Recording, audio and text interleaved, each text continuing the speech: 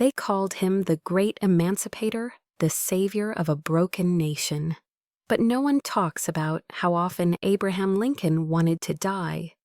Behind every statue, every speech was a man quietly begging for the strength to survive another day. If you've ever smiled in public while sinking in private, this isn't just his story, it's yours too.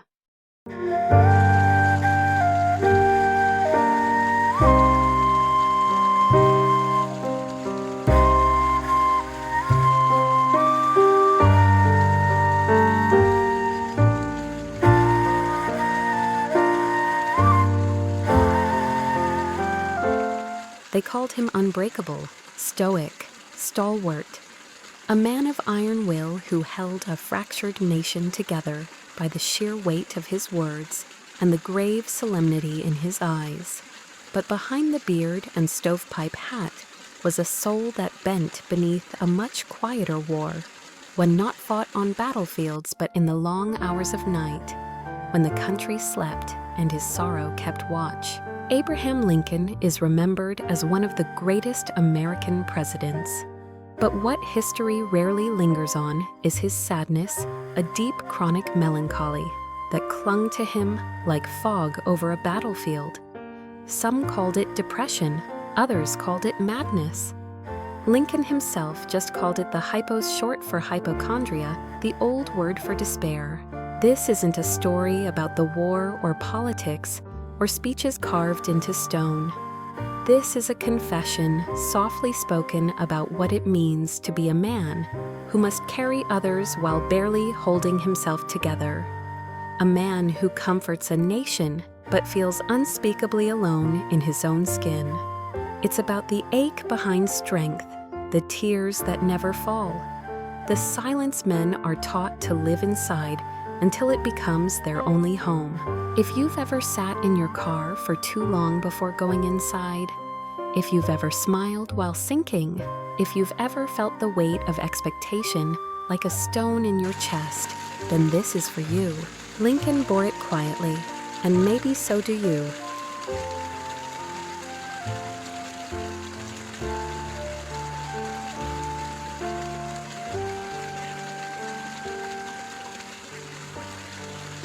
He was always a little too quiet before he became the president, before he became the man in the monument.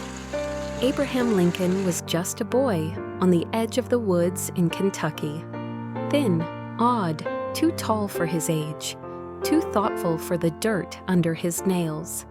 He didn't fit in, not with the other boys, not with his father, and not even with the times he was born into. They wanted men to be hard hands, calloused voices, loud with certainty. But Lincoln was soft-spoken, curious. He remembered poems. He read everything he could get his hands on, and he cried a lot. They say his mother died when he was just 9.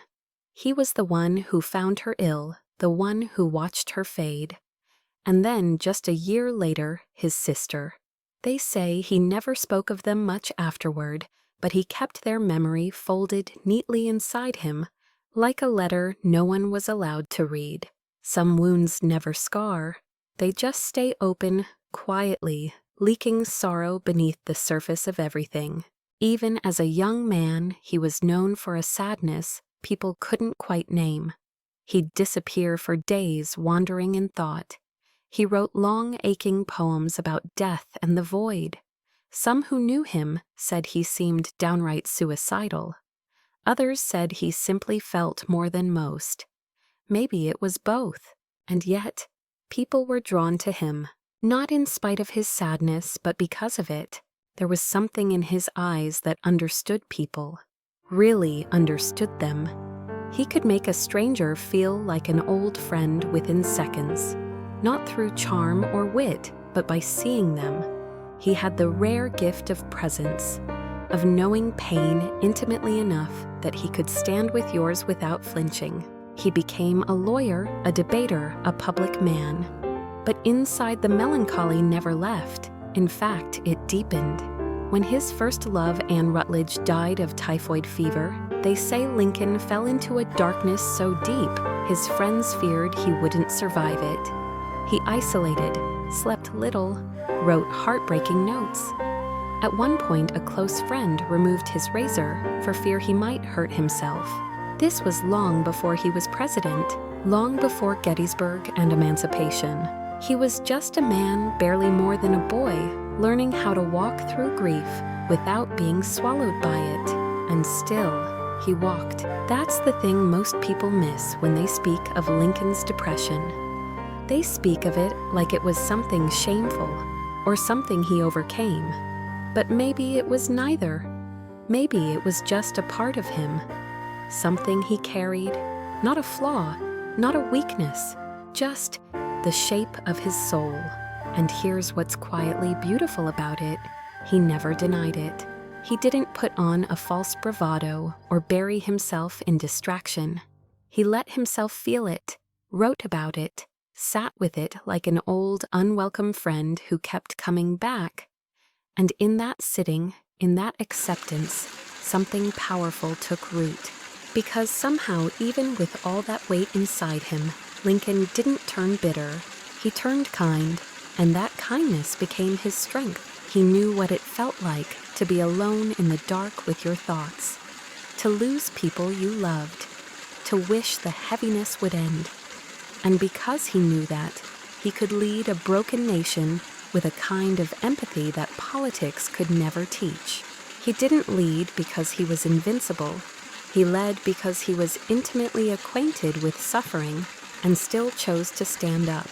When Abraham Lincoln entered the White House in 1861, the country was already bleeding. 11 states had seceded.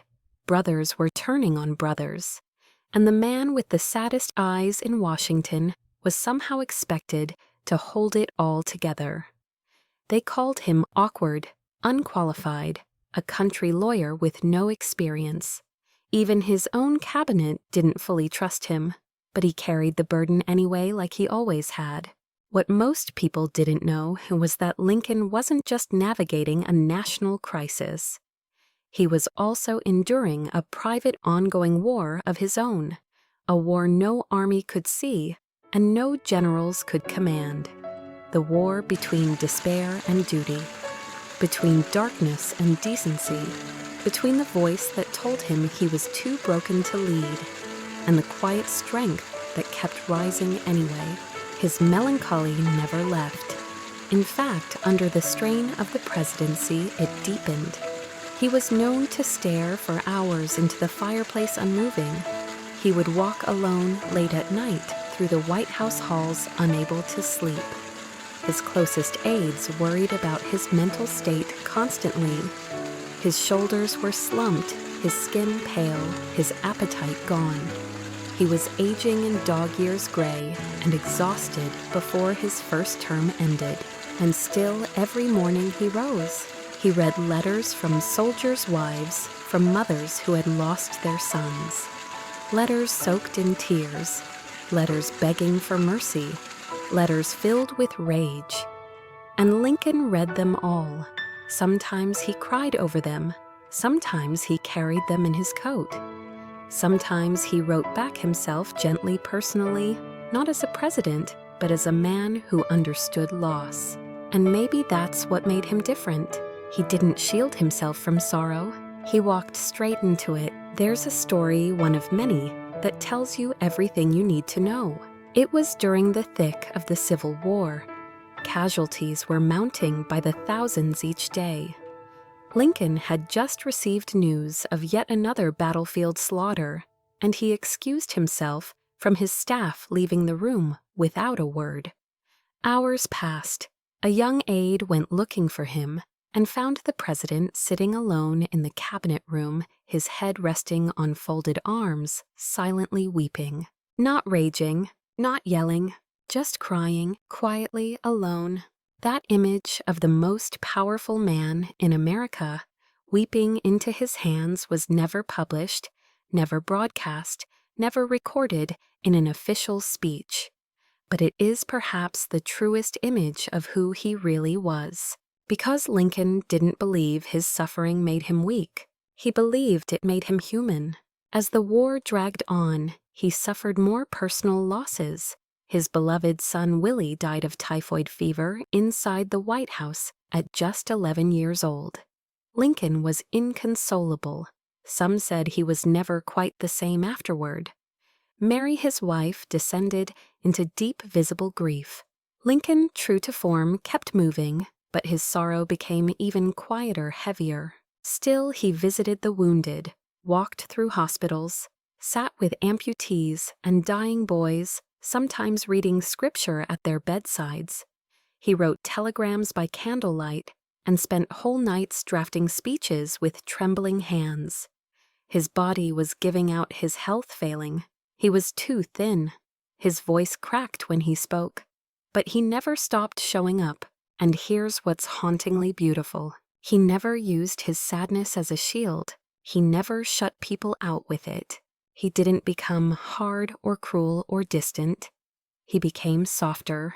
In a world of power and war, Abraham Lincoln made gentleness a form of strength. He believed you could hold grief in one hand and justice in the other.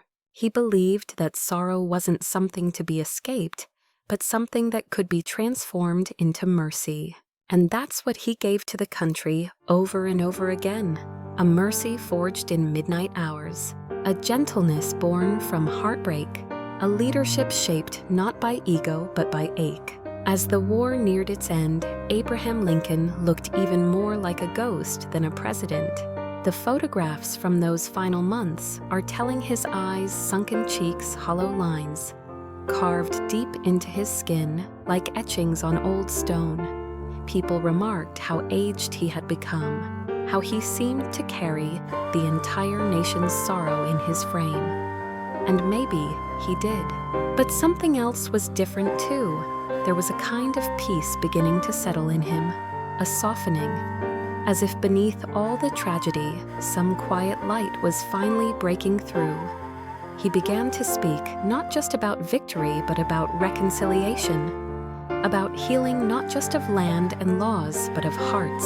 And yet, the weight never left. He often spoke about dreams, strange ones, prophetic ones. In the weeks before his death, he shared a vision with his wife. He dreamed of walking through the White House to the East Room, where he saw a covered body lying in state. "Who is dead in the White House?" he had asked in the dream. The answer, the president. He was killed by an assassin. 3 days later, it came true. He was shot in the back of the head by John Wilkes Booth on Good Friday, April 14th in 1865, just 5 days after the surrender at Appomattox that effectively ended the Civil War. The nation mourned, newspapers cried out, bells rang. And for once the country that had torn itself apart grieved together. But here's the part history doesn't often say. Lincoln didn't die a hero because he won a war. He died a hero because he never stopped feeling. In a world that demanded strength without softness, he gave them both. In an era that celebrated force, he led with grief, empathy, and the trembling hand of a man who knew sorrow personally. He wasn't perfect, he wasn't polished, but he was real. And maybe that's what made him so rare and so beloved. Because Lincoln gave men something we're still struggling to name today. The right to feel deeply and still be strong. The right to hurt and still lead. The right to be broken and still matter. He showed that pain doesn't disqualify you. In fact, it might be the very thing that gives your words weight and your presence meaning. So what does that mean for us men who walk around today with our own quiet griefs? Maybe it means you don't have to hide what hurts. Maybe it means you're not less of a man because you cry in silence or because you don't always know how to carry what life keeps handing you. Maybe the goal was never to feel nothing. Maybe it was to feel everything and still find the courage to wake up, stand up, and keep going. Not in spite of your pain, but with it. There's one more story, a small one, but it stayed with me. After the war ended, after the speech at the White House, Lincoln told a friend he was finally looking forward to something simple, going home to Illinois, growing a beard, and being with his boys. "I long to plant a garden," he said, "to be still, a garden, after everything." He didn't crave applause. He wanted peace. Maybe we all do in the end. And maybe the way toward that peace is not through silence, but through softness, through letting yourself admit that you too feel the weight, and still choose to walk forward anyway.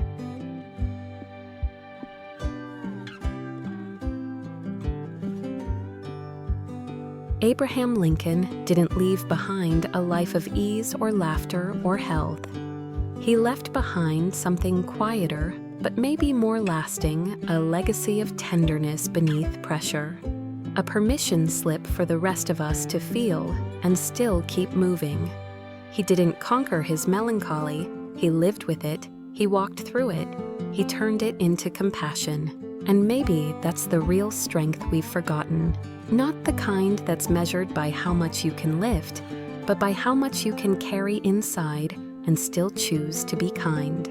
Not the kind that speaks the loudest, but the kind that sits beside someone else's pain, quietly understanding. Not the kind that hides every feeling, but the kind that lets them breathe even in the dark. So if you're listening to this right now, and there's a weight you've been carrying, grief, shame, fear, regret, you're not alone. You never were. Lincoln carried it too, and still he stood up. Still he led. Still he loved. And so can you. If this story meant something to you, even in a small way, I invite you to stay with us. Subscribe to the channel so you don't miss these quiet stories meant for men like you. Comment below just a few words if you want, about a moment when you carried something heavy and still stood. And most of all, share this with someone who might be carrying something they haven't spoken out loud yet. We tell these stories for you, for the man behind the strong face, for the man who feels and keeps walking. Until next time, be gentle with yourself. You've carried enough.